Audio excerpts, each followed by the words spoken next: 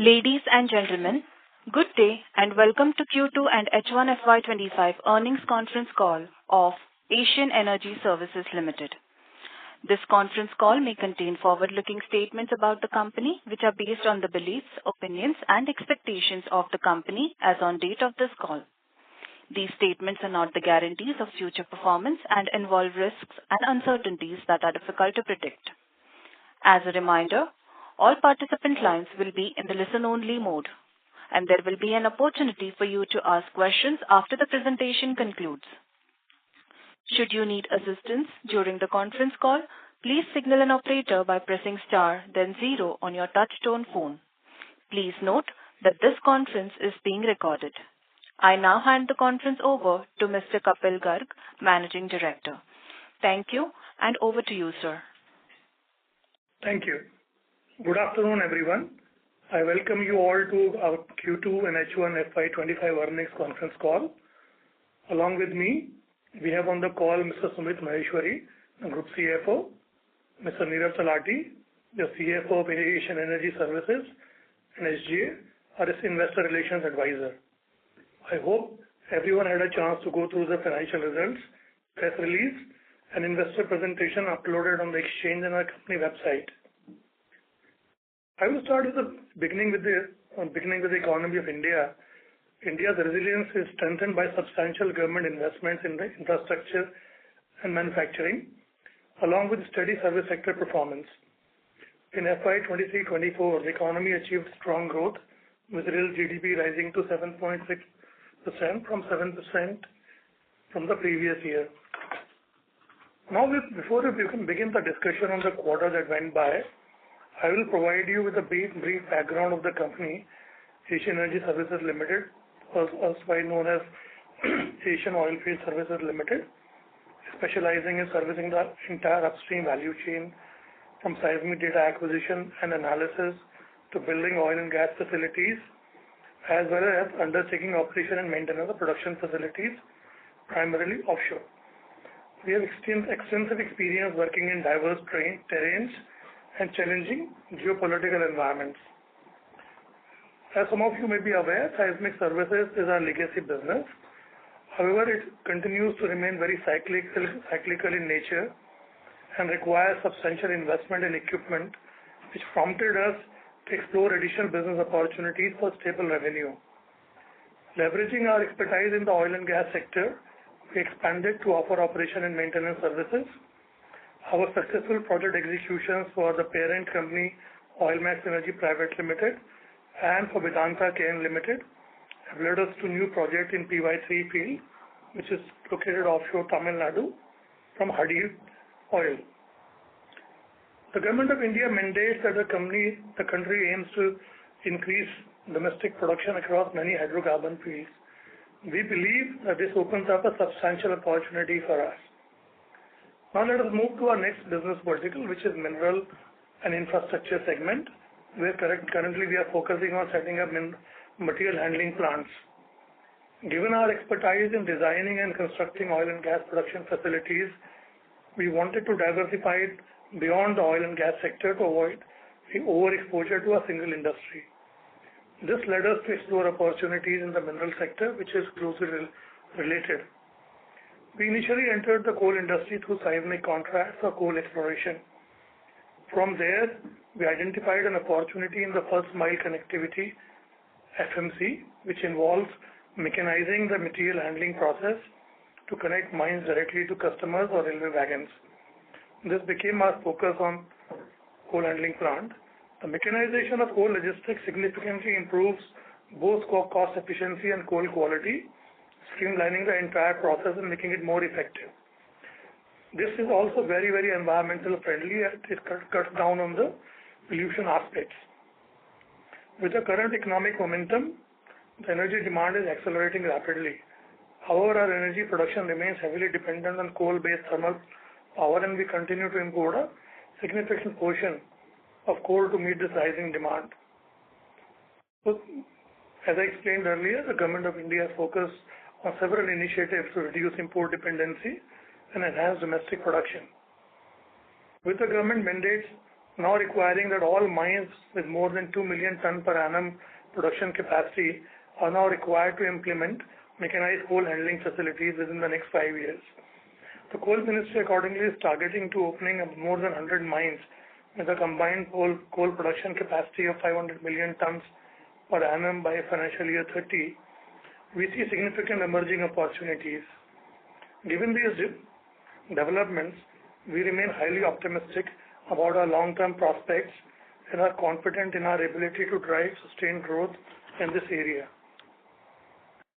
Now, moving on to the quarterly highlights, I'm pleased to report our best ever revenue performance for both the first half and the second quarter of FY'25. For H1 FY'25, we achieved the highest ever revenue of rupees 157.9 crores.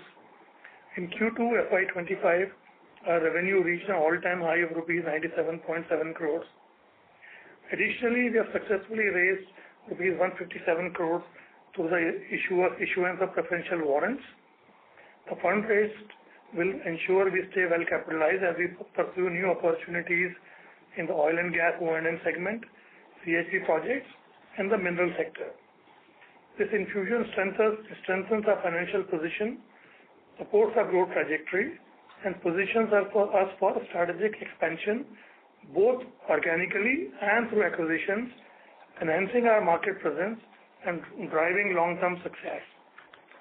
We secured new orders worth rupees 82 crores from Oil India, a 2D seismic data acquisition in the Rajasthan basin. This order will be executed over a span of 18 months.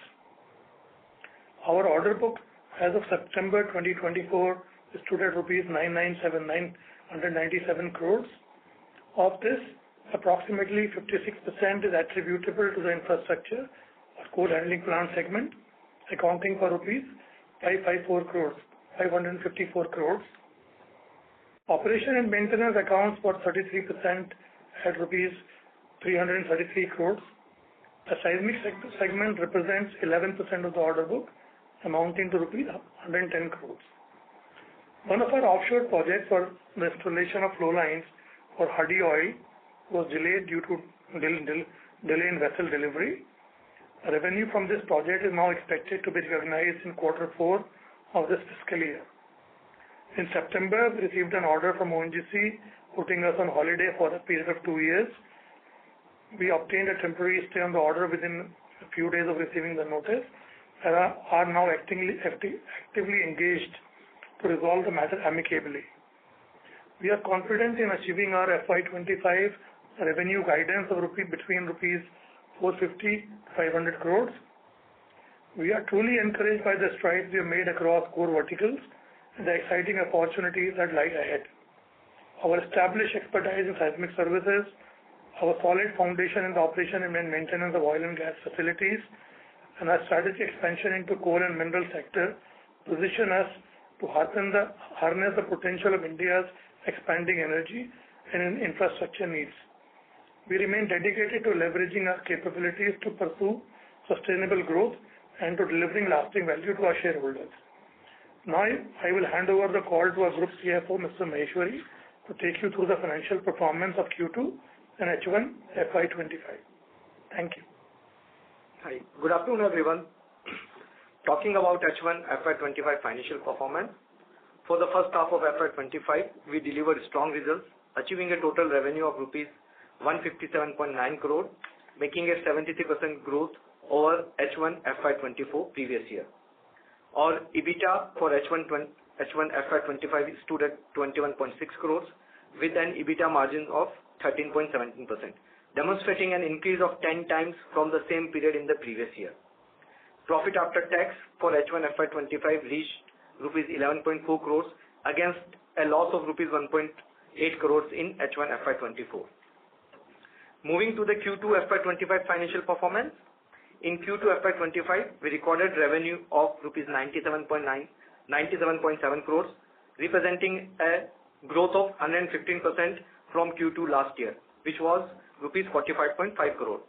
Our EBITDA for this quarter was rupees 15.3 crores with a margin of 15.7%, showing a significant improvement compared to both Q2 FY'24 and Q1 FY'25.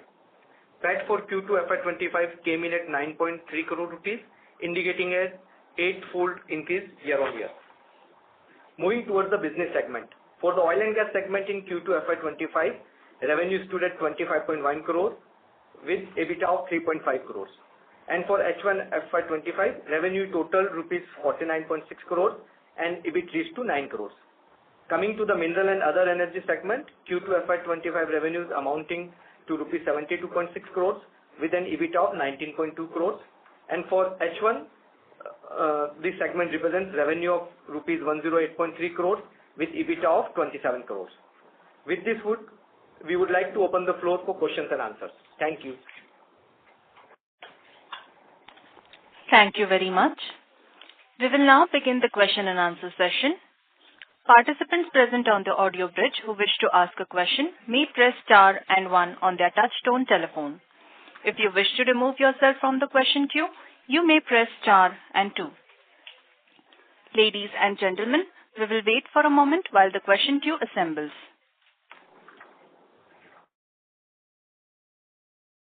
The first question is from the line of Siddharth Chauhan from B&K Securities. Please go ahead. Hi sir, thank you for the opportunity. And first of all, congratulations on good set of results. I have two questions. One, in terms of revenue from mineral section, we see revenue doubling in 2Q versus 1Q FY'25. So can you please help us understand the reason for the sharp rise in revenue? And your second question, Siddharth? And the second question would be, what sort of new opportunities are we scouting in the mineral division? So are we planning to get into something like a mine development operation? And if yes, what would be the requirement for us to be eligible for applying in such tenders? These are my two questions. Okay, I'll answer your question one. So from the Q1 FY'25, our revenue has increased double in this quarter because the two tenders which we have won and have been awarded, one is Karo and second is Singareni 2. The project execution work has started on those particular projects, and the expedition delivery of equipment on other ongoing projects has helped us in achieving double the turnover for Q2 compared to Q1. Coming back to your the second question, new opportunities in the mineral segment. So as we explained, our current focus remains on the coal handling plant, but at the same time we are scouting for the opportunities which are provide us a very strategic direction and provide us the long-term value creation to our shareholders and all stakeholders. So we are actively pursuing opportunities in the mineral segment other than the coal and other than the coal handling plant also. MDO is also one of those sectors, but we are not looking for a very large MDO opportunities right now because this MDO opportunity also comprises the coal handling plants opportunity. So for immediate future, our focus will remain on the coal handling plants, that sector only, because we do see a very significant and substantial opportunities coming our way in coming months and coming years. But same time, we are exploring the other opportunities also, which we feel are appropriate for the company to take. Okay. With regard to your question related to the qualification for MDO, as we explained, couple of our projects are going to get completed in this year and beginning of the next year. So this project completion provides us automatic qualification for various other similar projects, including MDO to bid. And if for a particular project, if we require some other qualification, we will definitely try to tie up with some technical partner or some other partners to make sure that we are able to participate in those opportunities. I hope this satisfies your question. Yes, sir, absolutely, and thank you for the detailed explanation. Just to follow up on the revenue part, so should we look at 2Q run rate to be maintained in 3Q and 4Q or sort of even increase? Like how do we build this forward? So traditionally, if you have seen from the last year also, the Q3 and Q4 are much superior quarters than the Q1 and Q2 on account of the rain season, which impacts not only our seismic operation but other site operations also.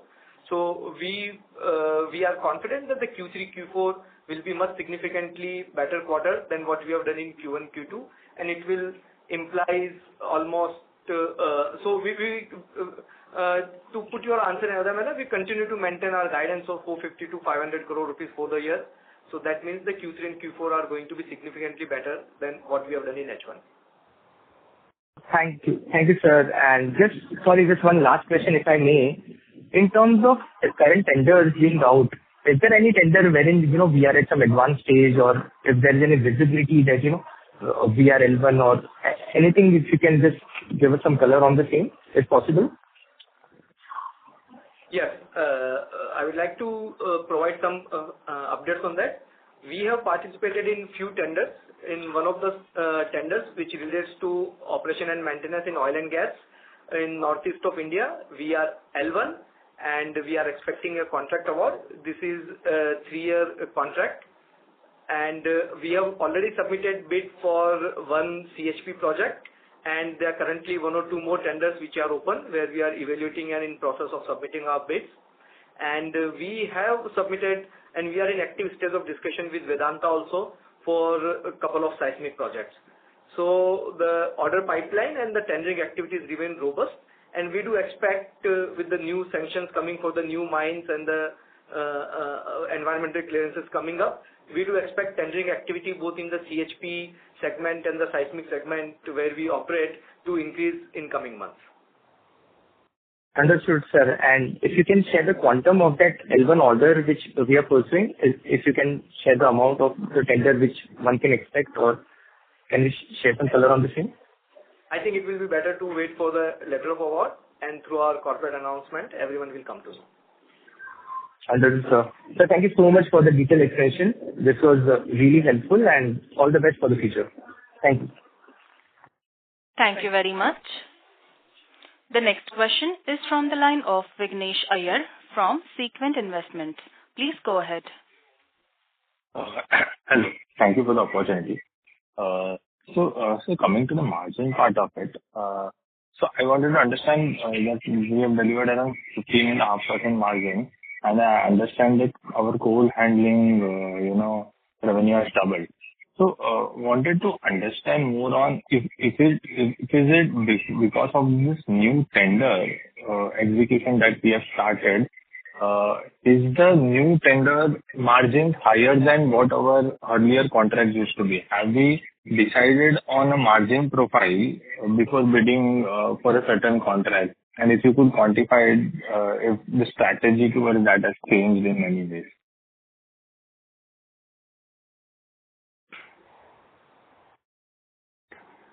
Yeah, hi Vignesh. Replying to your question in terms of the margin profile, yes, our EBITDA margins have remained 15.7% in this particular quarter, which has increased from the last quarter. Definitely, with our experience of working multiple CHP projects in last 3-4 years, our ability to generate superior margins have increased. The learning curve for this particular business seems to be over, so we are more confident, and we are able to extract much better margins than what we could have done in last 1 year or 2 years. In terms of talking about does the new contracts have a superior margins, answer is yes, because of the expertise which we have built up over a period of 2-3 years, and with our innovative approach and focus execution strategy, we are seeing much better margins than our initial projects of CHP, which we have taken when we entered into this particular business. So can you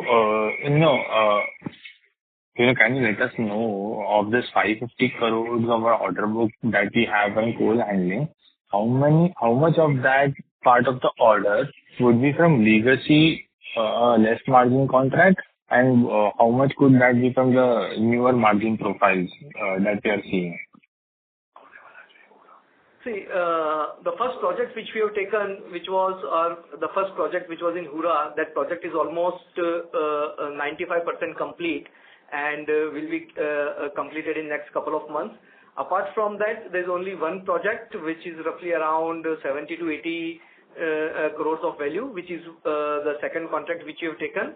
But there also the margins are much superior than our first project. The majority of our order book currently comprises of the contracts which we have secured in last 2 years, and there our margin profile are definitely superior than our initial projects. Got it. Got it. Then one more question from my side. If I could get a broader perspective on the market that we are looking at, that is the coal handling business, and to get an idea what the market size would look like for next 4-5 years, where the tenders would be floated, and what kind of probability of win that we have usually when we bid for such tenders, and how has it been in the past?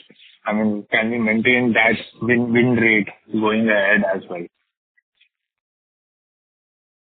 So, I mean, most of this information is available on the website of Coal Ministry if you were to go and look at it. So, as per the information we also see from there are about 120 mines of Coal India which are more than 2 million tons per annum capacity. So, out of these, about 20-25 mines already have a coal handling plant, and about 20 are under commissioning, which leaves about 80 coal mines approximately, which are still to be mechanized. So if I look at that number, I would look at a number of plus minus 10,000 crores, of work which is going to come up in next 5 years. And over and above that, this information is only from the existing mines. As we know, the government intend to open 100 new coal mines in next 5 years to meet the requirement of 1 billion ton to 1.5 billion ton. So that will again open up a new opportunity for the coal handling plant. So the current data set which is available on public domain and the Coal Ministry website is an opportunity still exists for almost 75 to 80 coal handling plants, and coupled with the another 100 new mines which are going to get opened to fulfill this requirement, the opportunity size for next 4 to 5 years is 20,000 crore. And over and above, here we are talking only about the coal side of the business. The coal handling plants, I would say the material handling plants of bulk material handling system requires not only the coal but in all other minerals and the bulk commodities also, like limestone, bauxite or any other bulk commodity including the grain. FCI intends to modernize their warehouse and all those things. So apart from the coal, we do expect that opportunity come from the other mineral sectors also. Okay, got it, sir. Sir, I'll get back in the queue. Thank you very much. Before we take the next question, we would like to remind participants that you may press star and 1 to ask a question. The next question is from the line of Santanu Saikia from IndianPetroplus.com. Please go ahead.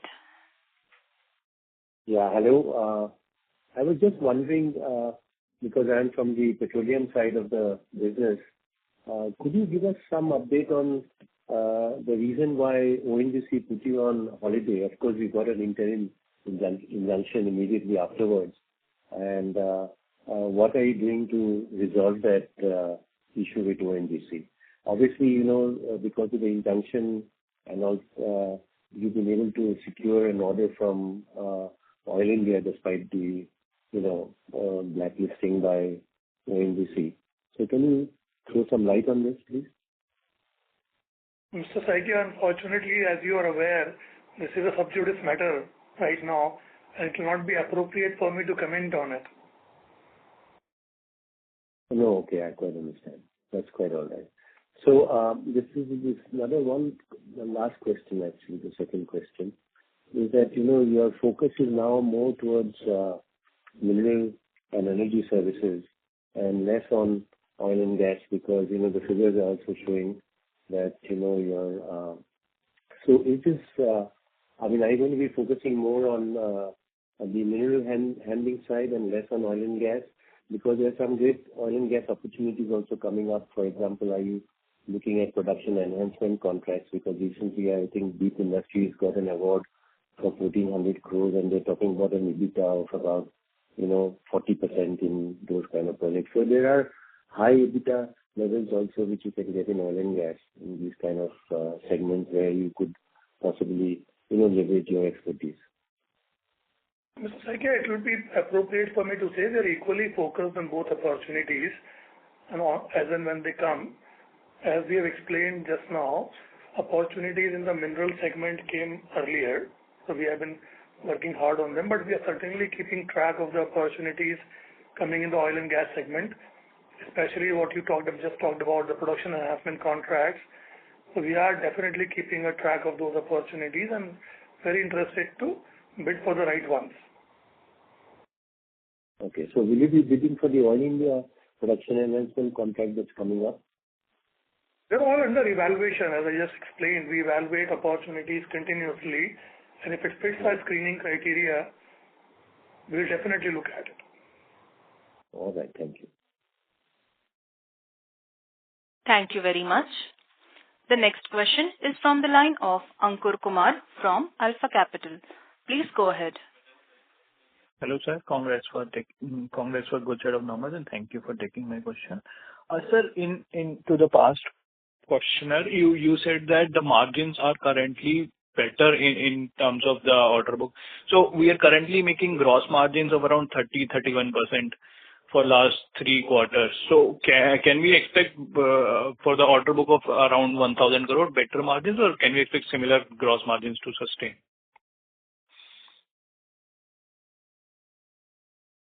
Hi, Ankur.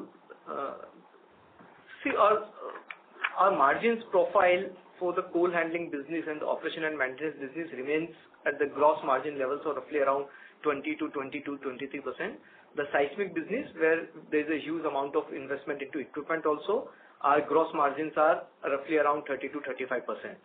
In terms of our order book and in terms of our ability to generate the similar type of margins, yes, in the seismic business, our numbers will remain up to almost the similar level of 30-35% of gross margin, but we need to take into account the depreciation and the equipments being utilized and the capital utilized for those equipment. And for the businesses will continue to maintain the type of margins which we are making right now, especially into the Q2. We will continue to make those type of margins, and slowly with the more experience and the more opportunities increasing, our margins will improve from here. Got it, sir. But in seismic, our order book is like 11% only. So do we expect these current margins to sustain, or how should we look at going into H2? The margins will sustain because, as we explained, the other businesses also, specifically the new coal handling plants, where we have a better margins profile. And further, we are the 100 crore rupees of seismic order books to be executed in next H2 only. Majority of the part will get executed in H2, and we are expecting further award of the seismic projects also. So so our belief that our current margin profile, which is a mix of CHP, O&M and the seismic business, will continue. But going forward, when the CHP portion and the other businesses portion, which are very significantly large in terms of the revenue, the margins profile will change accordingly. Got it, sir. And any comments on the bid book and what is our general win rate? I think Sumit just explained earlier that some of the bids, he talked about one bid we had declared L1, expecting a letter of award soon. We have put some more bids for coal handling plants and seismic projects. As far as the win rate is concerned, it varies. In coal handling plants, we have been seeing better success rate. Our win rate is more than 50% there. Seismic is a little bit more competitive industry, so win rate tends to be about 33 to 40% roughly, right? Yes. So we are winning in 1 in 3 tenders there. So it depends on business to business. Got it. So any comment on how much is the total bid size right now that we are participating in?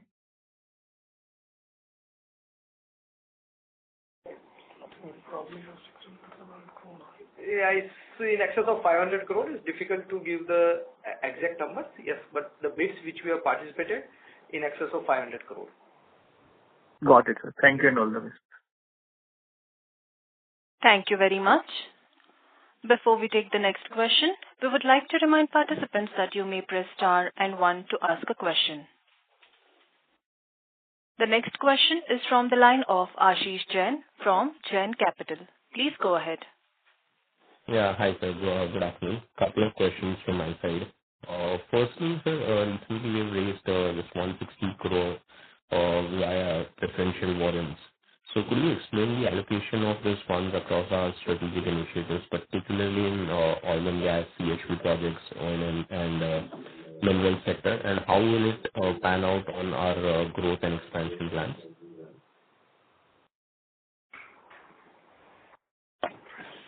Hi.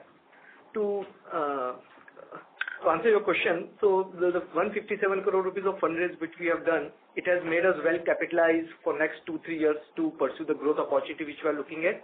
In fact, the requirement and the breakup of that particular spend is already being part of our ballot and our declaration. Just to give a brief where we would like to spend this money. So we are pursuing opportunity both in operation and maintenance segment, coal handling plant and other mineral segment. So it depends on how does the opportunity materialize and where we see is the best utilization of the capital which we have raised. We will deploy that particular capital. And as we also talked, we are looking for some strategic acquisition also to increase our offering and capabilities in both the segments where we are targeting growth, specifically in operation and maintenance. So some part of capital, if we find any strategic fit, will be deployed there also. So we are pursuing opportunity in all the segments, and depends on which we feel is the best fit for the company, we intend to deploy our capital. Got it, sir. Secondly, how is ONGC historically contributed? Sorry to interrupt, but your line isn't clear. Please, can you repeat your question? Is it audible now? It is unclear, actually. Is it better now? Hello? Slightly better. Yeah.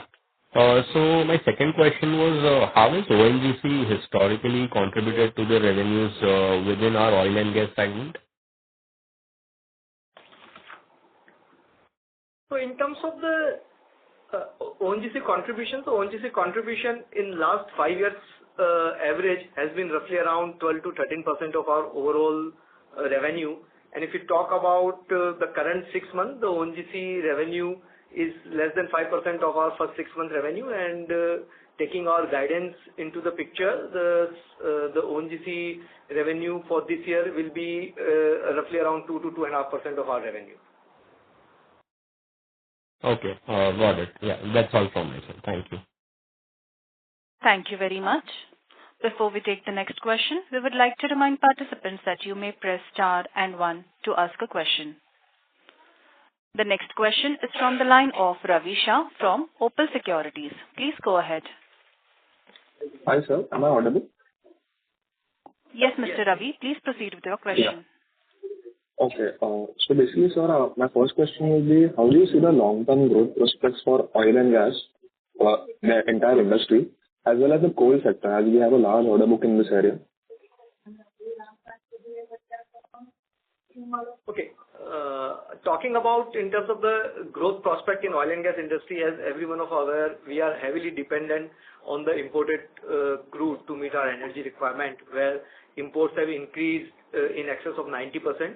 So now with the government is coming up with a renewed focus on increasing the domestic production, that includes operation and maintenance of existing fields being outsourced to reduce the cost, putting more focus of national oil companies and other oil companies to explore more areas, production enhancement contracts and other type of opportunities are coming. So we do see a good set of opportunities which are emerging for companies like us in coming years. And as Mr. Garg explained, we remain focused not only on the coal and the other mineral sector, but we continue to remain focused on our oil and gas business also, and exploring all the opportunities which are coming our way, and whatever we feel is the best fit for our company, we continue to participate in those opportunities. Coming to the coal sector and other mineral sector, as explained, the thermal coal continues to have almost 75% meeting our electricity requirement. And with the accelerating economy, our dependence to meet our energy need and electricity demand will rely heavily on the thermal coal. So the government of India, especially the coal ministry, had come out with a plan a few months back where they intend to increase domestic production from 1 billion ton to 1.5 billion ton, which will definitely, as we explained previously in our call, will open a lot of opportunity for us, not only into the coal handling segment, but into the other related services segment also, like we are eyeing other mineral beneficiation and other opportunities also. And with the government of India focus on the manufacturing push, not only the increasing the domestic production of coal, but increasing the domestic production of all other minerals also, including the critical minerals, which is likely to double in next 4 to 5 years. So we do see a lot of opportunities coming up into the overall mineral sector also. So we are quite optimistic that both oil and gas and the mineral and the coal segment will throw up a lot of opportunities and will continue to make a strive and will continue to grow in both the businesses which we are currently working in. Understood, sir. Thank you for the detailed answer.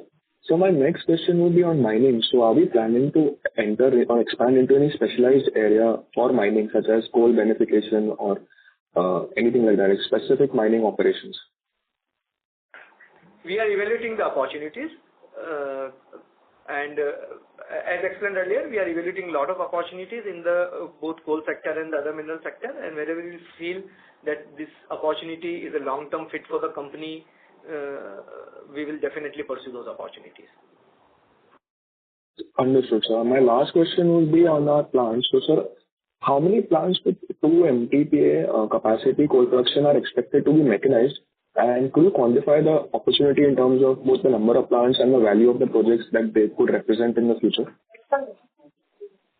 See, we already explained in the previous call, out of the current 120 mines of Coal India, almost there are 120 mines which has more than 2 MTPA capacity. Out of that, 25 mines have already have a CHP, and another 25 mines are in process of implementing. So that leaves an opportunity of roughly around 75 to 80 mines which have more than 2 MTPA capacity, and where there will be a possibility and feasibility of coal handling plant. And with the another 100 new mines which Government of India intend to open to meet the coal demand, there will be a huge opportunity, and we do see the opportunity is very difficult to put a very right number, but we do see an opportunity of roughly around 20,000 crore rupees of coal handling plants to be built up in next 4 to 5 years. Understood, sir. Thank you for such a detailed answer, sir, and all the best. Thank you. Thank you very much. We will take that as the last question. I now hand the conference over to Mr. Kapil Garg for closing comments.